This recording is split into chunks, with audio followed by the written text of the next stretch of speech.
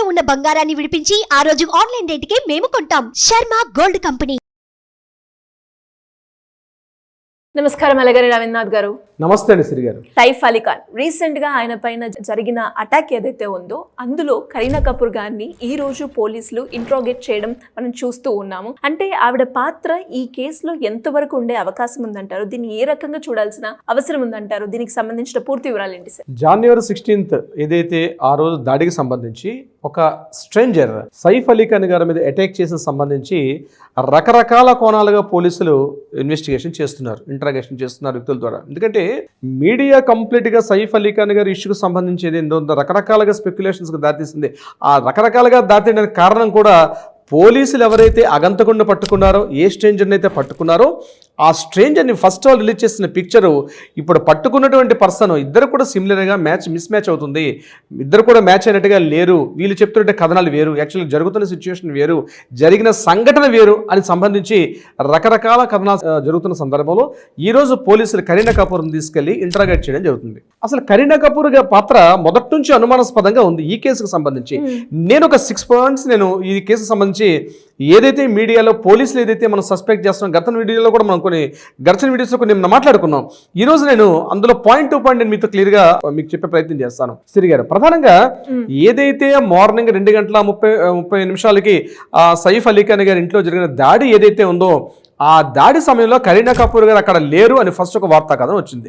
తర్వాత ఏం చేశారంటే లేదు కరీనా కపూర్ గారు అక్కడే ఉన్నారు అని ఒక వార్తా కథనం రావడం జరిగింది. సరే, చివరికి చెప్పింది ఏంటంటే కరీనా కపూర్ గారు అక్కడే ఉన్నారు అనే విషయం వచ్చింది. సో కరీనా కపూర్ గారు అక్కడే ఉన్నట్లయితే హాస్పిటల్కి వెళ్ళే సందర్భంలో మరి కరీనా కపూర్ గారు ఎందుకు వెళ్ళలేదు? కిందకి దిగిన సందర్భంలో ఆటోని ఎక్కించే సందర్భంలో సైఫ్ అలీ ఖాన్ గారు అక్కడ పనిచేస్తున్నటువంటి నాని అంటే ఎవరైతే ఇలియామా ఫిలిప్ అంటే ఒక పర్సన్, అతనితో పాటు ఆమె ఇద్దరితో పాటు వీళ్ళ అబ్బాయి సైఫ్ అలీ ఖాన్ గారు తనకి అబ్బాయి ఇబ్రహీం అలీ ఖాన్ ముగ్గురే ఉన్నారు.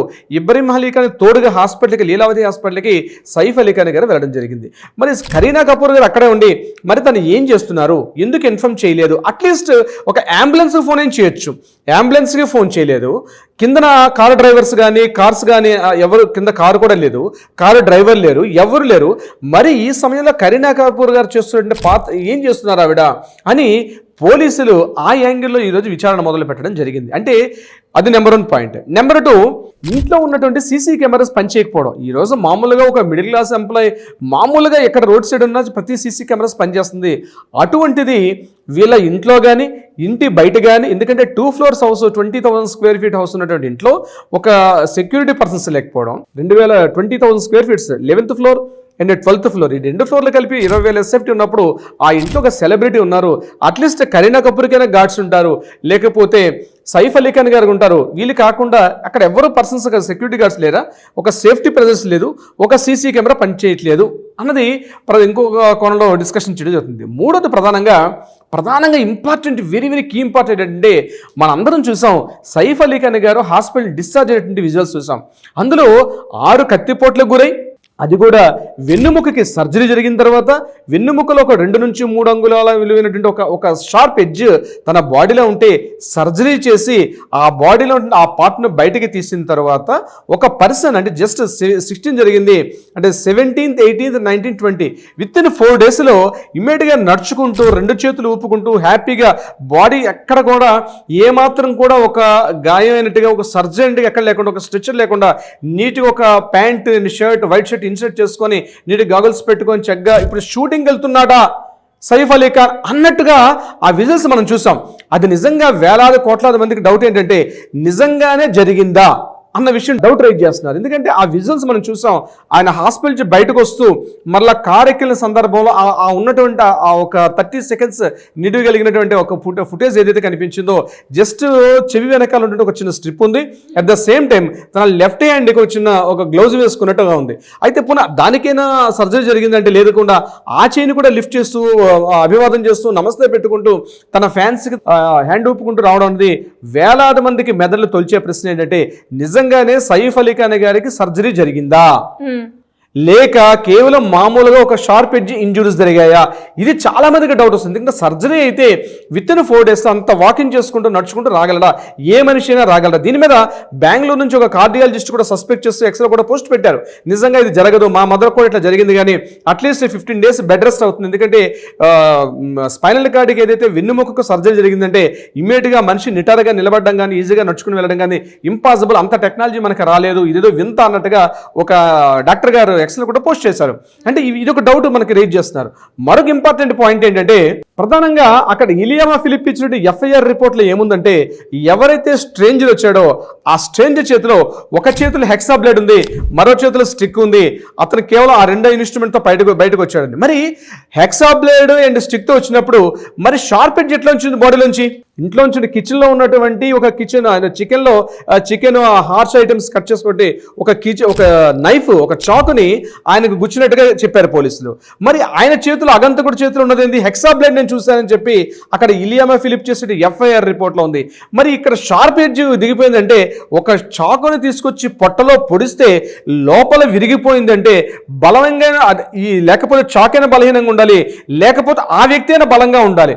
ఈవెన్ యానిమల్స్ పొడిచినా సరే ఒక షార్ప్ ఎడ్జ్ విరిగిపోవడం ఉంది ఇంపాసిబుల్. బలంగా పొడిచినట్టు ఉండాలి. అది కూడా హెక్సా బ్లేడ్ కాకుండా మామూలుగా మనం ఫుటేజ్ కూడా చూస్తాం, మన పిక్చర్స్ వీలైతే అదొకసారి ఆ పిక్చర్ వేయండి. పోలీసులు ఏదైతే కలెక్ట్ చేసుకుంటే హాస్పిటల్ నుంచి కలెక్ట్ చేసుకుంటే ఆ షార్ప్ ఎడ్జ్ ఏదైతే ఉందో చూడండి, ఈ ఒక వి షేప్ లో ఉంటుంది. హెక్సా బ్లేడ్ ఎప్పుడు కూడా వి షేప్ లో ఉండదు. హెక్సా బ్లేడ్ అంటే షార్ప్ ఎడ్జెస్ ని కట్ చేయడానికి వాడింది హెక్సా బ్లేడ్. మన అటువంటిదంతా కట్ చేస్తే ఇలియామా ఫిలిప్ చెప్పిన మాటలు 6th పాయింట్ నేను చెప్తాను. ఇలియామా ఫిలిప్ ఏం చెప్పారు? తన కిచెన్ రూమ్ నుంచి జహంగీర్ రూమ్ నుంచి అతను అగంతకుడు బయటకు వస్తుంటే నేను ఆ నీడను చూసి నేను వెంబడించాను, గట్టిగా అరిచాను. ఈ టైంలో సైఫ్ అలీ ఖాన్ గారు తన రూమ్ నుంచి బయటకు వచ్చారు. అప్పుడు అగంతకుడు నా మీద దాడి చేయడానికి వస్తే నేను 2 చేతులు అడ్డు పెడితే నా చేతి కూడా షార్ప్ ఎడ్జ్ అయిందని చెప్పి at the same time Saif Ali Khan గారు చేసినప్పుడు కూడా ఆయన దాంతో దాడి చేశాడు అని చెప్పి ఎఫ్ఐఆర్ రిపోర్ట్ రాసినప్పుడు ఆయన కడుపులోంచి రిలీజ్ అవుతుంది ఏదైతే ఉందో షార్ప్ ఎడ్జ్, అది ఖచ్చితంగా హెక్సా బ్లేడ్ కాదని మనకి ఫుటేజ్ మనం చూస్తున్న విజువల్స్ మనకు కనిపిస్తున్నప్పుడు మరి ఇక్కడ ఏం జరిగింది? ఇది ఒక ఇంపార్టెంట్ పాయింట్. ఇంకొకటి ప్రధానంగా ఏంటంటే ఈ ఇష్యూ జరిగి 21st ఉండేటప్పుడు మనం ఆల్రెడీ ఇంతకుముందు ఒక వీడియోలో కూడా మాట్లాడుకున్నాం. భోపాల్లో వీళ్ళకి సంబంధించి ఒక 15,000 కోట్ల రూపాయల ప్రాపర్టీకి సంబంధించి అది కూడా అబిదా ఖాన్ అని చెప్పి అంటే ఆవిడ అంటే యాక్చువల్గా అదొక పెద్ద స్టోరీ, మనం ఒక వీడియో స్పెషల్గా చేసాం దాని మీద. వీలైతే ఒకసారి ఆ లింక్ కూడా పంపించండి కిందకి. ఎనిమీ యాక్ట్ అని చెప్పి 1968లో వచ్చిన యాక్ట్ ప్రకారం భారతదేశంలో ఉన్నటువంటి వ్యక్తులు ఎవరైనా సరే విదేశాలకు వెళ్ళిపోయినప్పుడు, ముఖ్యంగా పాకిస్తాన్కి వెళ్ళిపోయేటప్పుడు వాళ్ళకి సంబంధించిన ఆస్తులన్నీ కూడా భారతదేశ ప్రభుత్వం ఈజీగా వాటన్నిటిని కూడా జప్తు చేసుకునే అధికారం ఉండేట్టుగా 1968లో ఎనిమీ యాక్ట్ నోటి వచ్చింది. దీనికి సంబంధించి మధ్యప్రదేశ్ భోపాల్ పట్టణంలో ఉన్నటువంటి ఫాస్ట్ స్టాఫ్ హౌస్ ఏదైతే ఉందో దానికి సంబంధించి ఆ ఆస్తికి ఉన్నటువంటి వారసురాలు అబీద్ అలీ ఖాన్ గారు వెళ్ళిపోయారు. ఆల్రెడీ పాకిస్తాన్కి 2015లో వెళ్ళిపోయిన తర్వాత ఆ ప్రాపర్టీని జప్తు చేసుకుంటాం అని చెప్పి నోటీసులు ఇష్యూ చేసినప్పుడు అబీద్ ఖాన్కి సంబంధించినటువంటి సిస్టర్ ఖాన్ ఉంది సాజిద్ అలీ ఖాన్ సంబంధించిన ఆ సాజిద్ అలీ ఖాన్కి మాకు రిలేషన్స్ ఉన్నాయి కాబట్టి ఆ వాస్తుకి మేము వారసులు అవుతాం అని చెప్తూ వీళ్ళు క్లెయిమ్ చేసుకున్నారు సైఫ్ అలీ ఖాన్ గారు. అంటే 15,000 కోట్ల రూపాయలకి మేము వారసులు అని చెప్తూ కూడా వీళ్ళు ఒకసారి మాట్లాడుకోవడం జరిగింది. దీనికి సంబంధించి ఆయన ఏం చేశారంటే 2011లో భోపాల్ పట్టణానికి నేను నవాబుని అని చెప్తూ అక్కడ దీనికి తలపాగా ఉత్సవాన్ని కూడా చేశారు. సో భోపాల్ నవాబుగా ఈ ఫాస్ట్ స్టాఫ్ హౌస్ ఏదైతే ఉందో ఈ హౌస్ కంప్లీట్ గా మా ప్రాపర్టీకి వస్తుందని చెప్పి వీళ్ళు క్లెయిమ్ చేసుకున్నారు. దీనికి సంబంధించి మధ్యప్రదేశ్ ప్రభుత్వానికి సైఫ్ అలీ ఖాన్కి మధ్య చాలా వాగ్వాదాలు అవుతున్నాయి. దీని మీద ఆల్రెడీ హైకోర్టు అక్కడ జస్టిస్ వివేక్ అగర్వాల్ గారు ఆల్రెడీ ఒక నోటీస్ కూడా ఇష్యూ చేశారు. 3 times ఇచ్చినప్పుడు కూడా ఇప్పటివరకు కూడా సైఫ్ అలీ ఖాన్ గారు దానికి సంబంధించి రెస్పాండ్ కాలేదు. అయితే దీనికి సంబంధించి 15,000 కోట్ల రూపాయల ప్రాపర్టీ ఏదైతే ఉందో దానికి సంబంధించి అటు కపూర్ ఫ్యామిలీకి అదేవిధంగా సైఫ్ అలీ ఖాన్ ఫ్యామిలీకి మధ్య చాలా డిస్కషన్స్ అవుతాయని చెప్పి కొంతమంది విశ్వసనీయ వర్గాల బోగట కొంత నడుస్తుంది ఇన్ఫర్మేషన్. అయితే దీనికి సంబంధించి కరీనా కపూర్ గారు ఏమైనా రిటార్డ్ తీసుకున్నారు లేదా ఆ ఇంట్లో ఏమైనా జరిగిందా, ఈ భార్యాభర్తల మధ్య ఏదైనా గొడవకు సంబంధించి ఒక గట్టిగా ఆర్గ్యుమెంట్ జరిగితే ఇది కేవలం ఒక ప్రీ ఫ్యాబ్రికేటెడ్ ఒక స్టోరీని వెళ్ళి పోలీసులకు చూపించారా, ఇందులో కరీనా కపూర్ గారి పాత్ర ఉంటుందంటారని చెప్పి నేషనల్ మీడియా మొత్తం కూడా కోడైకి వస్తుంది దీనికి సంబంధించి. ఎందుకంటే కరీనా కపూర్ గారు ప్రతి నిమిషం కూడా ఈ సంఘటన జరిగినప్పటి నుంచి ఈ రోజు వరకు కూడా ప్రతి క్షణం ఆవిడ మాట్లాడుతున్న మాటలు ఏదైతే ఎఫ్ఐఆర్ రిపోర్ట్ ఇచ్చారో FIR report at the same time అక్కడ జరిగిన సంఘటన ఇవన్నీ సింక్ చేస్తుంటే ఇదంతా ఒక ప్రీ ఫ్యాబ్రికేటెడ్ స్టోరీగానే కనిపిస్తుంది తప్ప రియల్గా జరిగిందా లేదంది ఇప్పటిదాకా తెలియలేదు. దీని మీద పోలీసులు ఇమీడియట్గా డౌట్స్ రేజ్ చేసి ఒక్కొక్కరు కూడా ఇంట్రాగేషన్ చేస్తున్నారు. అంటే అంటే ప్రధానంగా ఏంటంటే ఇప్పుడు నేను చెప్పిన 5 పాయింట్స్లో అది చిన్నపిల్లలకి అడిగిన చెప్తారు, వెరీ ఇంపార్టెంట్ పాయింట్స్ అవి. ఈ కేసుకు సంబంధించి నిజంగానే జరిగితే సైఫ్ అలీ ఖాన్ గారు ఆ దాడిలో ఇంత ఈజీగా రికవరీ ఇమీడియట్గా మరలా వస్తారా? సైఫ్ అలీ ఖాన్ గారు కానీ లేదా కరీనా కపూర్ గారు కానీ ఇద్దరిలో ఏ ఒక్కరైనా సరే మీడియా ముందుకు వచ్చి మాట్లాడితే తప్ప ఈ ఏదైతే వివాదం ఉందో, ఏదైతే ఈ స్పెక్యులేషన్ జరుగుతున్నాయో దీనికి సంబంధించి ఒక తెర వేసే అవకాశం అయితే ఉండదు. దీని మీద పోలీసులు వాళ్ళకి సంబంధించినటువంటి ధోరణిలో వాళ్ళు ఇన్వెస్టిగేషన్ చేస్తున్నారు. ఏదేమైనప్పుడు కూడా కరీనా కపూర్ గారి పాత్ర ఏదైతే ఉందో మాత్రం డెఫినెట్గా మాత్రం ప్రతి ఒక్కరు సస్పెక్ట్ చేస్తున్నారు. ప్రతిదీ అనుమానాస్పదంగా ఉంది. డెఫినెట్గా no doubt at all Kareena Kapoor గారు మాట్లాడాల్సిన అవసరం ఉంది. ఇది మా ఇంటి విషయం అంటే కుదరదు. ఎప్పుడైతే ఎఫ్ఐఆర్ అయిందో, ఎప్పుడైతే హాస్పిటల్కి వెళ్ళి ఇంజరీ జరిగాయో, ఇట్స్ సెలబ్రిటీస్ పర్సనల్ ఇష్యూ కాదు, ఇది పబ్లిక్ అయింది కాబట్టి మాట్లాడాల్సిన అవసరం అయితే ఉంది డెఫినెట్గా. సిరి గారు, డెఫినెట్గా సార్, మీరు చెప్తూ ఉంటే లైక్ ఇందులో ఇన్ని అంశాలు ఉన్నాయా మనం గుర్తించాల్సినవి అని తెలుస్తూ ఉంది. అండ్ దాంతోపాటు మీరు అన్నట్టుగానే సైఫ్ అలీ ఖాన్ కావచ్చు, లేదు అంటే కరీనా కపూర్ గారు కావచ్చు, బయటకు వచ్చి మాట్లాడితే గానీ మనకంటూ ఒక క్లారిటీ అనేది రాదు. ఖచ్చితంగా వాళ్ళు మాట్లాడలేదు. దీనికి తగ్గట్టుగా ఇంకా నిజాలు బయటపడాలి అంటే వాళ్ళు మాట్లాడాల్సిన అవసరం ఉంది. Anyways, great information. Thank you so much. Thank you so much Siri గారు.